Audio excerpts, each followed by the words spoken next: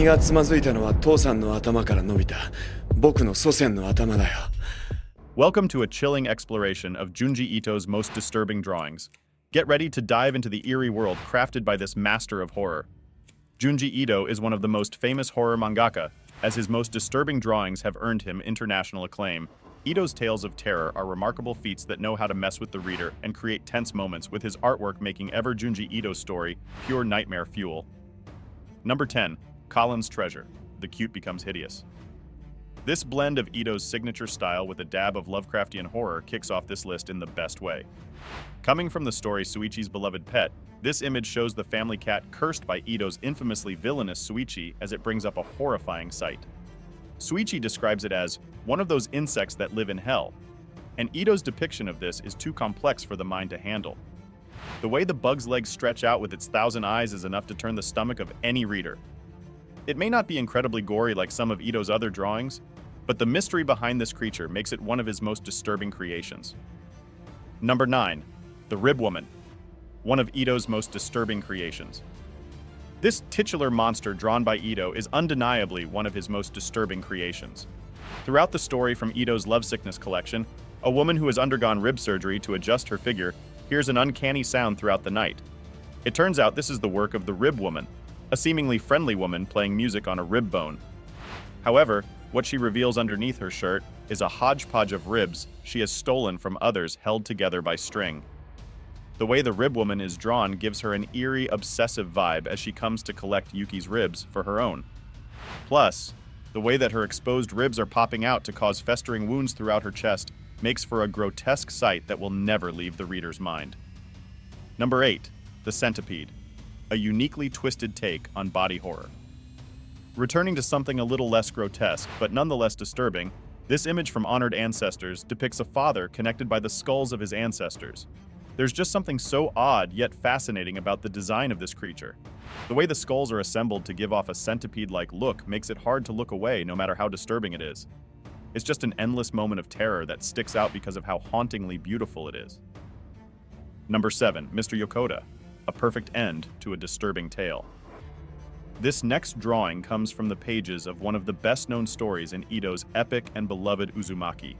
This short story, titled The Snail, focuses on a mysterious happening where some students slowly turn into snails. This dive into body horror is something Ito excels at, but he flexes his talent best in the final transformation when the student's teacher comes to class, half transformed. He's lost his legs and has a shell, but his hands pull him into the classroom with his head still there. However, his eyes have been replaced by stalks, and his mouth is slowly vanishing as he's covered by ridged bumps all along his skin. This is a perfect way to end Uzumaki's snail story, and shows just why this is one of the scariest shorts throughout the graphic novel. Number 6. Chiharu's Deflating Head. One of the scariest moments from an Ito classic. In a story dominated by floating heads trying to snag up their human counterparts by the neck, Junji Ito's scariest short story. Hanging Balloon's most disturbing moment actually happens on the ground.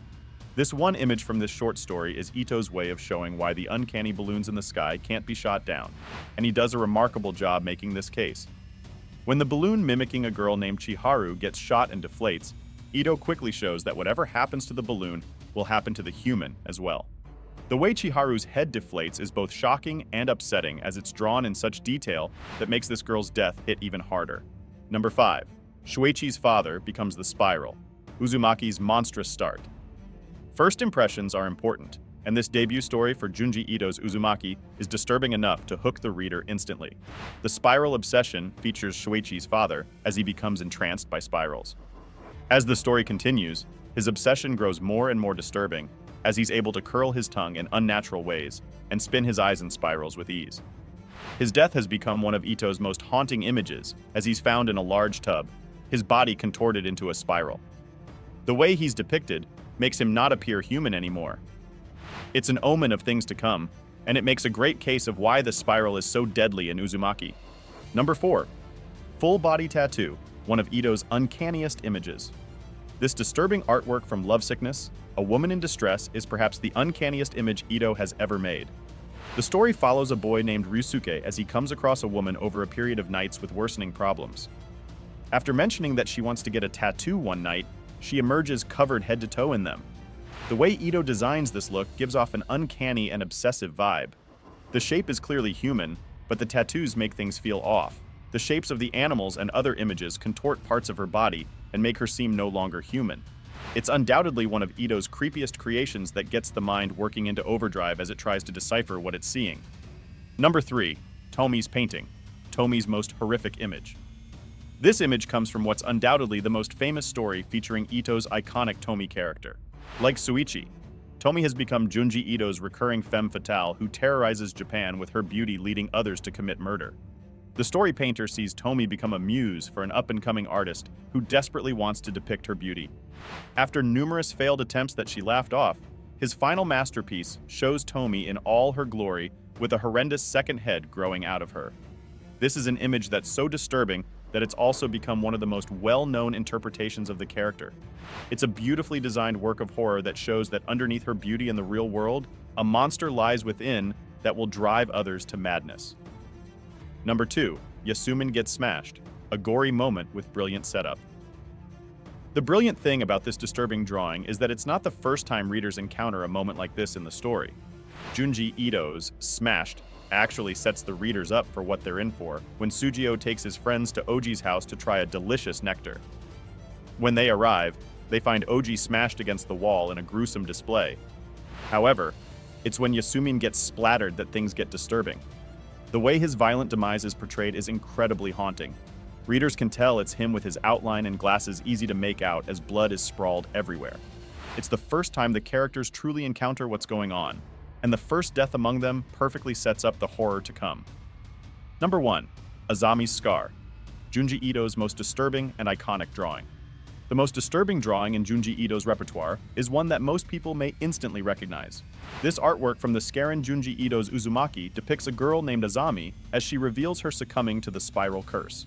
She's grown a large spiral on her head that has devoured most of her face with one bulging eyeball still remaining before swirling through the shape and disappearing. Not only is this one of the most well-known images from Uzumaki, it's also one of Ito's most famous in general.